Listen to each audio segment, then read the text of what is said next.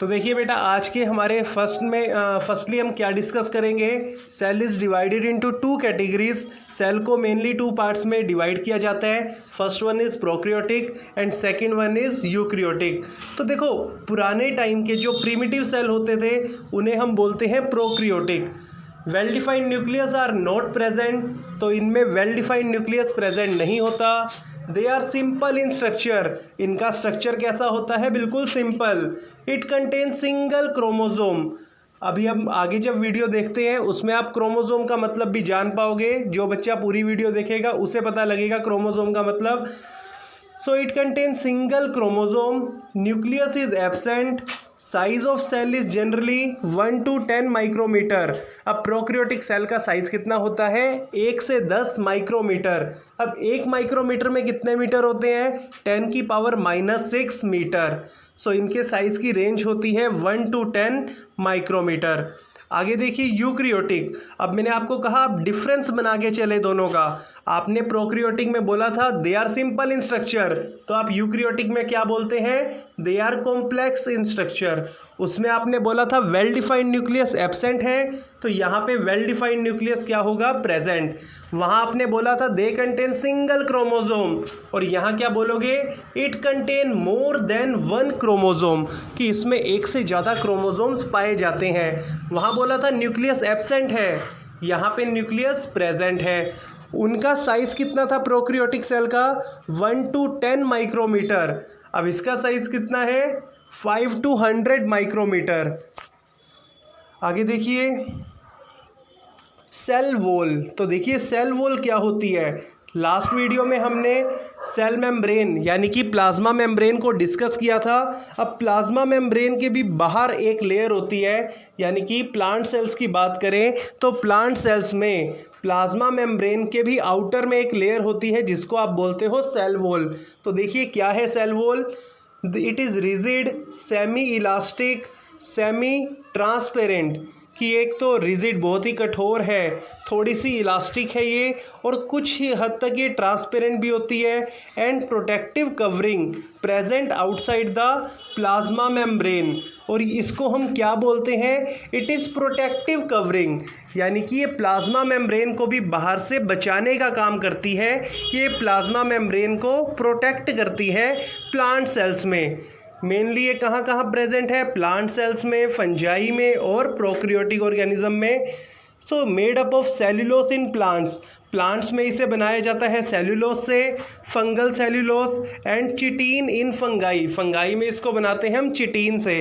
तो इस स्पेलिंग थोड़ी सही कर लेना, चिटीन की जगह आएगा चिटीन, CHITIN। आगे देखिए सेल वॉल के बाद आते हैं इसके फंक्शन। तो इसके फंक्शन को हम क्या डिस्कस करने वाले हैं वो समझिए। क्या इसके फंक्शन है, it provide shape to the cell.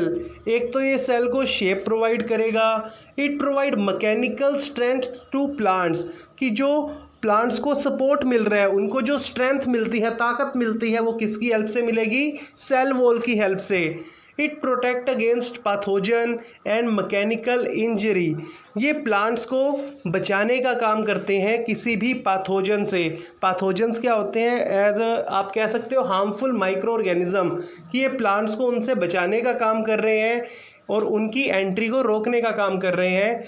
And mechanical injury, और किसी भी तरह की इंजरी से ये प्लांट्स को बचाने का काम करते हैं। Growth of the cell wall determine the growth of the cell, कि जितनी ज़्यादा सेल वॉल की ग्रोथ होगी उतनी ही ज़्यादा सेल की ग्रोथ होगी। तो सेल वॉल की जो ग्रोथ है वो क्या डिटरमाइन करती है, सेल की ग्रोथ को। And cell wall prevents busting of cell on endosmosis, और एंडोस्मोसिस के टाइम पर सेल वॉल क्या करता है, ये सेल को बस्ट करने से रोकता है, सेल को फूटने से रोकता है एंडोस्मोसिस के टाइम पर। अब एंडोस्मोसिस का प्रोसेस आपने कर रखा है। जब हमने ओस्मोसिस के टाइप्स करे थे तो एंडोस्मोसिस में हमने क्या था कि वाटर जब एंटर करता है सेल के अंदर उसको हम बोलते हैं एंडोस्मोसिस। अगर वाटर बाहर निकल रहा है सेल से, एक्सोस्मोसिस, वाटर एंटर कर रहा है सेल में, दैट इज एंडोस्मोसिस। तो ये सेल की बस्टिंग को रोकता है एंडोस्मोसिस के टाइम पर। आगे देखिए न्यूक्लियस क्या है? इट इज़ अ डेंस, यहाँ पढ़े न्यूक्लियस के बारे में, it is a dense protoplasmic body that contains hereditary information present in the cell, कि ये प्रोटोप्लाज्मिक बॉडी है जो हेरिडिटरी इंफॉर्मेशन को अपने अंदर कंटेन करती है।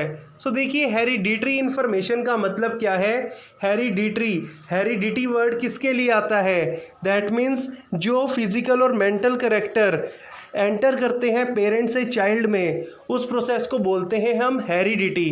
Heredity is that process in which mental characters, physical character enter from parent to child. So इस तरह की इंफॉर्मेशन को भी हम क्या बोलेंगे? Hereditary information.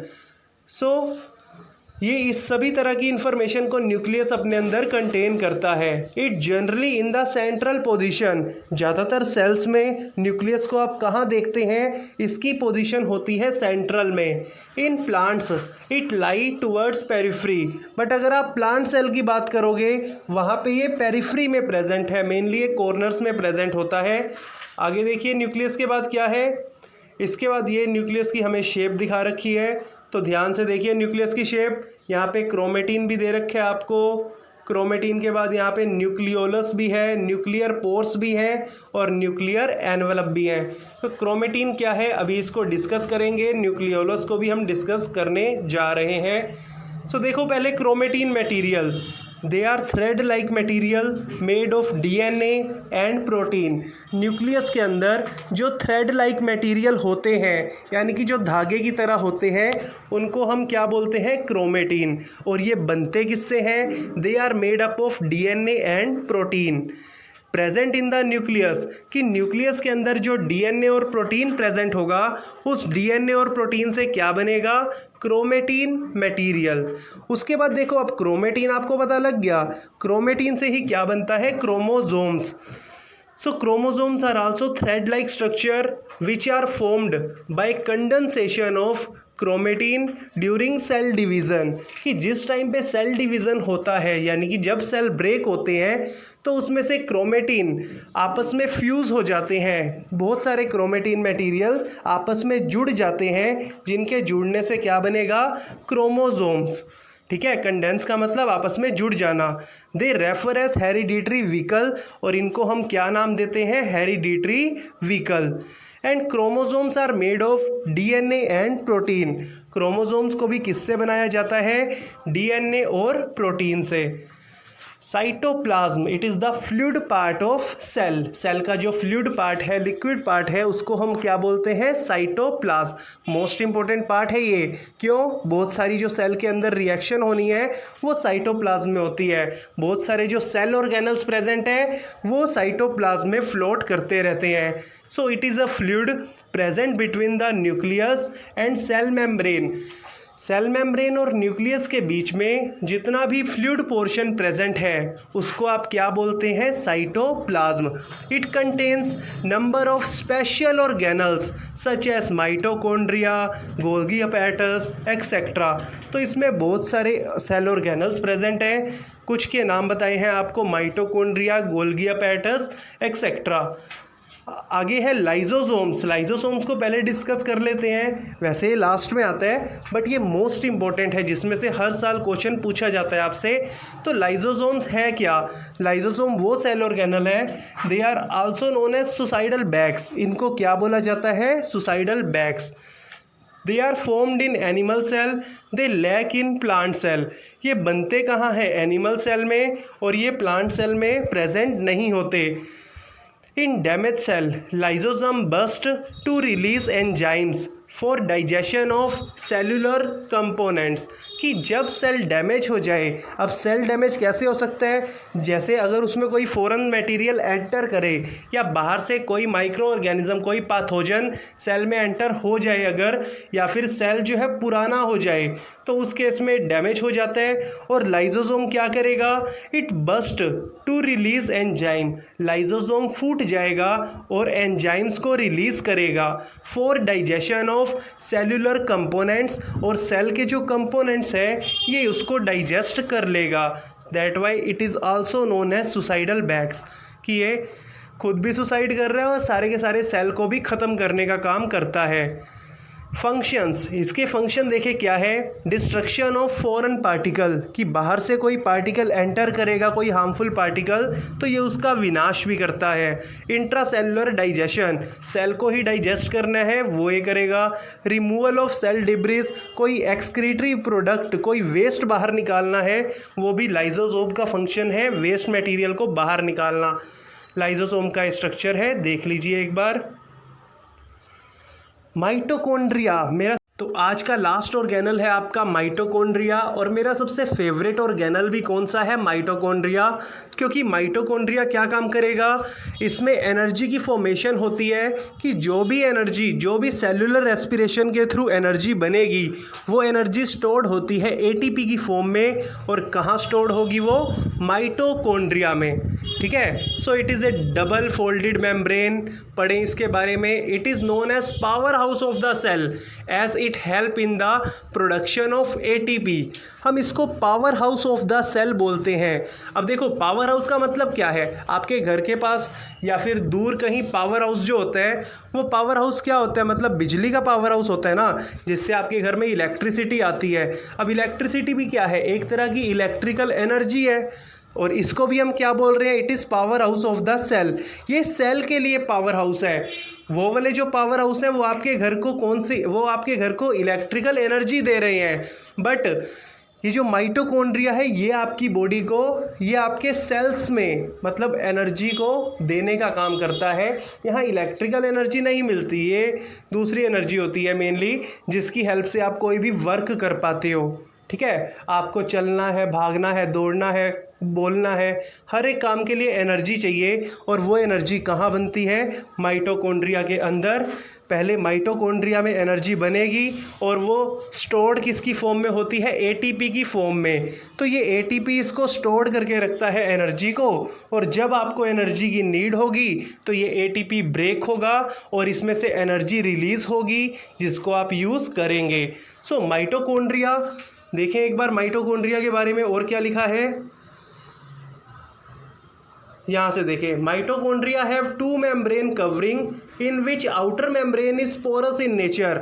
माइटोकॉन्ड्रिया में मेनली टू मेम्ब्रेन्स कवर होती हैं, जिसमें आउटर मेम्ब्रेन थोड़ी सी पोरस होगी, जिसमें होल्स भी प्रेजेंट हो सकते हैं। While inner membrane is deeply folded, जो इनर मेम्ब्रेन है वो फोल्डेड होती है। देखो जहाँ भी ये फोल्डेड वर्ड आ जाता है, फोल्डेड वर्ड आपने बहुत जगह पढ़ा है। आपने स्मॉल इंटेस्टाइन के केस में पढ़ा था, वहाँ विली जो होती हैं उनकी शेप थोड़ी सी फोल्डेड होती हैं। तो फोल्डेड वर्ड किस लिए होते हैं, सरफेस एरिया को इंक्रीज करने का काम करता है। अब माइटोकॉन्ड्रिया अंदर से डबली फोल्डेड है, so it is a double membrane structure. Outer membrane porous and inner membrane is deeply folded to create large surface area. अब देखो ये भी अंदर से फोल्डेड होने के कारण क्या करेगा, ये लार्ज सरफेस एरिया देने का काम करेगा, ताकि जिसमें ज़्यादा से ज़्यादा अमाउंट में एनर्जी स्टोर्ड हो सके, एटीपी जनरेट हो सके केमिकल रिएक्शंस के लिए। ठीक है बेटा, तो आज के लिए हम इतना ही करते हैं। बाकी के सेल ऑर्गेनल्स को बाद की वीडियोस में डिस्क्राइब करेंगे। और आपने ये सेल वाला चैप्टर 8th क्लास में भी किया था, सो 8th क्लास के जो किसी के बहन भाई अगर 8th क्लास में हो, आप उसे भी वीडियो शेयर कर सकते हैं, बिकॉज ये 8th क्लास के लिए भी इम्पोर्टेंट है और 9th क्लास के लिए भी। ओके बेटा, thank you and have a nice day. Video पसंद आए तो इसे शेयर कीजिएगा और सब्सक्राइब करें चैनल को। Bye bye.